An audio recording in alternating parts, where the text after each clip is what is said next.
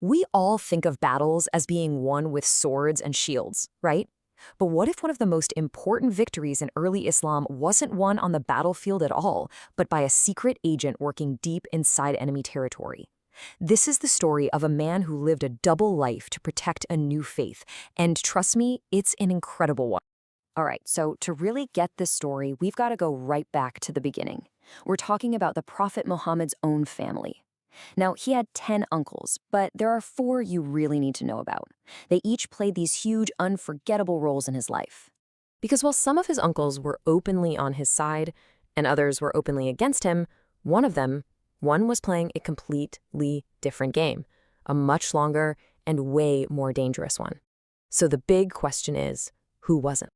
I mean, just look at this lineup. You've got Abu Lahab, his sworn enemy. Can't get clearer than that. Then there's Abu Talib, the uncle who was his rock, his protector who stood by him no matter what. You have Hamza, the lion, the fierce warrior, one of Islam's greatest heroes.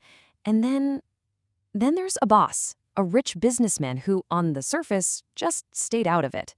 He's the real puzzle piece here, the big question mark in the family. So, the story of this mysterious uncle, Abbas, really kicks off on one specific fateful night. It all starts with a secret pledge, a promise made in the dark that would launch a spy mission that lasted for years. Okay, so picture this. Things in Mecca are getting really bad for the early Muslims. Persecution is at an all-time high. A group of delegates from another city, Medina, they arrange a top-secret meeting with the Prophet. They meet in the dead of night, but the Prophet isn't there by himself. His uncle, Abbas, is with him. And get this, it's Abbas who speaks first. He lays it all out for the Medinans, warning them just how dangerous this is. He needed to know, were they really ready to protect his nephew with their lives? And their answer was yes. Right after that secret meeting, the big migration to Medina, the Hijra, starts up. Almost every Muslim packs up and leaves Mecca for safety. But Abbas? He stays behind. And this wasn't because he was dragging his feet or lacked faith. No. This was an order. His mission was just getting started. And just like that, Abbas becomes a one-man intelligence agency. Think about it. He's right there in the heart of enemy territory, gathering everything. Troop movements, political schemes, secret plots, you name it. And he's feeding this constant stream of intel back to the small Muslim community in Medina. He was their eyes and ears on the inside. Okay, so it's one thing to be a spy, right? But what happens when you're forced to literally take up arms and fight against the very people you're secretly helping? That's a whole other level. That is the ultimate test of your cover. And that test came at the legendary Battle of Badr. So right before this massive battle, the Prophet gives this really strange order. He tells his soldiers, hey, see those guys from my own family, the Banu Hashim, fighting on the other side? Don't kill them. Can you just imagine being a soldier hearing that? You're about to fight for your life, and your commander tells you not to hurt some of the guys on the other team. You'd be thinking, why?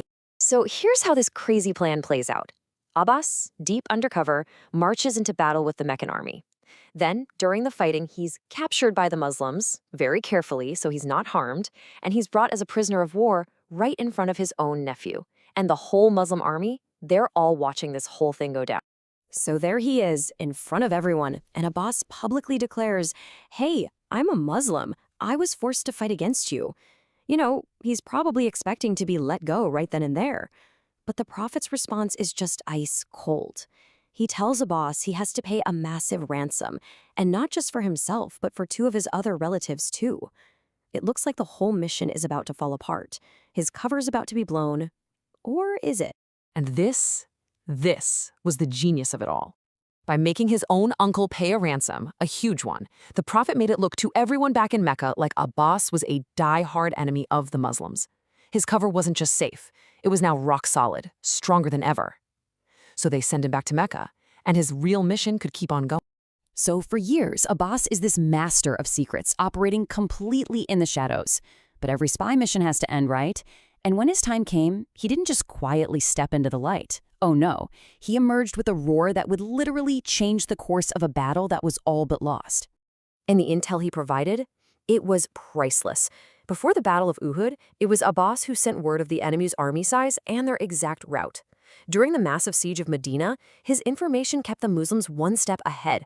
This wasn't just data, it was a lifeline.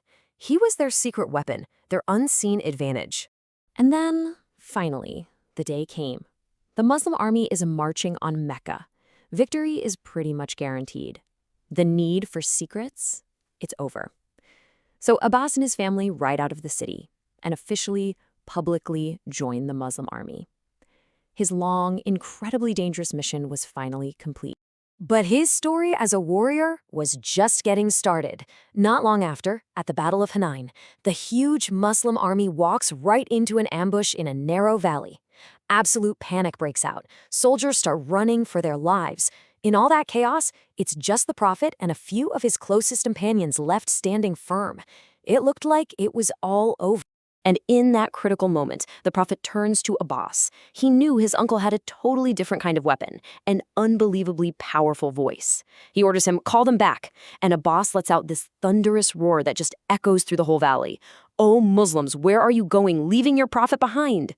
And hearing that voice, that authority, the soldiers just stopped. They turned their horses around and charged right back into the fray, turning what should have been a total disaster into a massive victory.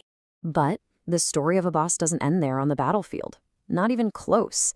His new role as this highly respected elder and advisor in Medina, well, that cemented a legacy that would echo for centuries, and in ways that honestly, nobody could have seen coming.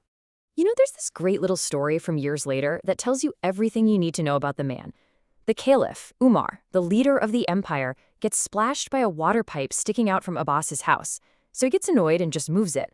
Well, Abbas, not scared of anyone, takes the most powerful man in the world to court over it. And in court, Abbas reveals that the Prophet himself had installed that pipe with his own 2 hands. When Umar hears this, he's just completely overcome. He doesn't just lose the case, he actually insists that Abbas climb up on his shoulders to put the pipe back exactly where it was. That's the kind of respect this man commanded. But here's the thing, Abbas's influence didn't just fade away after he died. In fact, you could say his death was really just the beginning of his greatest legacy. So, fast forward. About 100 years go by. Empires rise, empires fall. The whole map of the world starts to look different. And out of all this change, a revolution starts to brew. It's led by the descendants of one particular man. A whole new dynasty is about to take power, and they decide to name their entire empire after their famous great-grandfather. And that empire? The Abbasid Caliphate. We're talking about an empire that would rule for 500 years. They're the ones who built the legendary city of Baghdad, the center of the world. They presided over the Islamic Golden Age, this incredible explosion of science, culture, and art. And the whole thing, all of it, was named in honor of that one spy who stayed behind in Mecca. It really makes you stop and think, doesn't it? From a secret promise made in the middle of the night to a golden age that literally shaped the world we live in. How different would all of our history be because of one man's incredible choice to live and serve in the shadows?